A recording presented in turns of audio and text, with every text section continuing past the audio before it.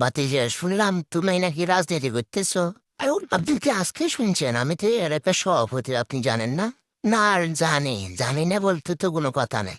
এলাকা থেকে সভাপতি কে, সেক্রেটারি, এগুলো তো আমাদের জানা লাগে।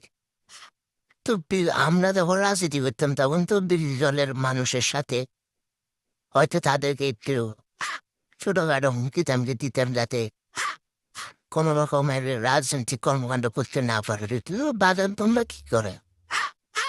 জি কাকা, আমরা জ্বালিয়ে দিই। জ্বালিয়ে দাও? কি জ্বালিয়ে দাও? তাদের ঘর বাড়ি জ্বালিয়ে দিই।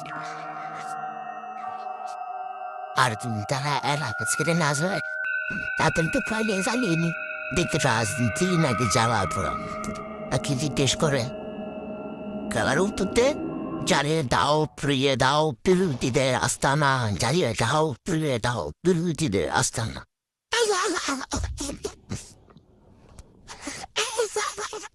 তোমার শাশি অসুস্থ, আমি কেন বাড়ি চলিলে, বাড়ি চলিলে তুই তোমার শাশি অসুস্থ। যাই গিয়া, তোমার শাশি অসুস্থ হয়ে কিছু ওষুধ লাইছিলাম।